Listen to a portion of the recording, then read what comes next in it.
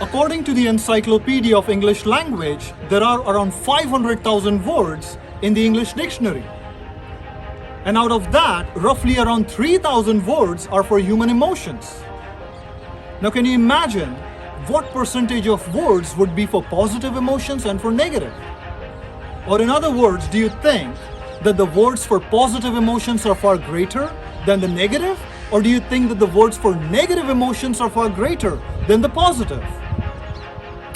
Well, it was startling to know that almost 70% of the words are for negative emotions, and only around 30% of the words are for positive emotions. And that's why it's so critical to use our words effectively, because words create emotions, and emotions create life.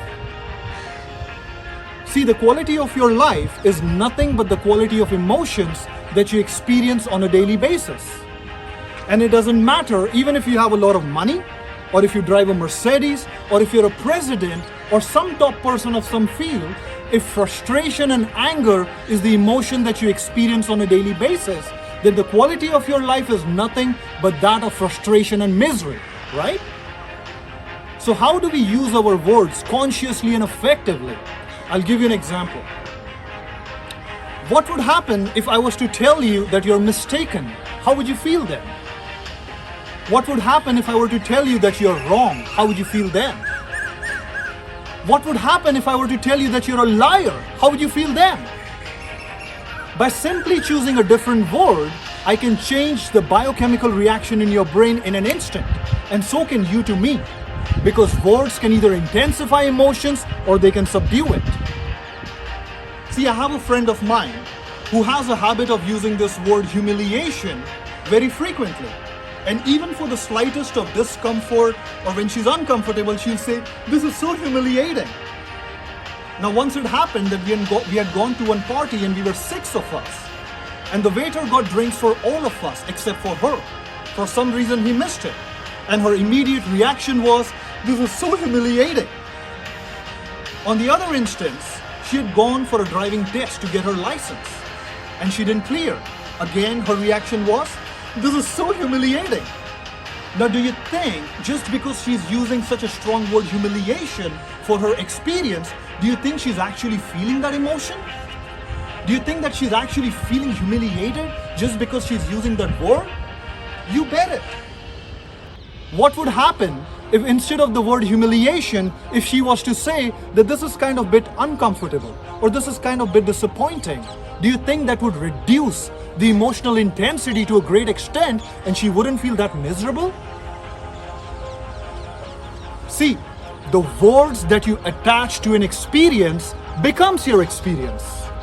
Or in other words, the words that you choose to describe an experience becomes your experience. So the goal is to use lighter words for negative experiences to reduce the intensity, and to use powerful words for positive emotions to enhance the intensity. See, we are all emotional creatures, and the goal is to reduce pain and to gain pleasure. And our own choices of words can help us do that to a great extent.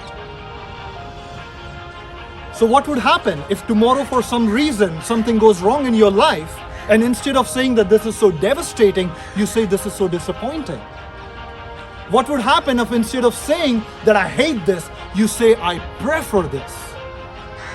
What if instead of saying that I have many problems in life, you say I have many challenges in life? Do you think by simply using a better word, it will put you in a better frame of mind to handle things better and to resolve it? You bet it. What if tomorrow somebody comes to you and asks you how you're doing, and instead of saying that I'm fine or I'm good, you say I feel fantastic? Do you think that's going to make you feel better by just choosing a different word? What if instead of saying that why me, you say try me? What if instead of saying that I'm confident, you say I'm unstoppable, I feel turbocharged? Do you think that's going to make you feel stronger and more centered? See, we got to use our words to our advantage. We got to use words that push us forward and not pull us down. So think about it. Maybe it's time for you to monitor your own words and vocabulary that you use on a daily basis. And if you think that you're using some lousy words or using words that is simply intensifying negative emotions, then maybe it's time for you to substitute it with better words, or with words which lessen the intensity of negative emotions, and to use only those words that push you forward and not pull you down. Because like I said before, words create emotions, and your emotions are constantly shaping your life, be it for better or for worse. Thank you for watching.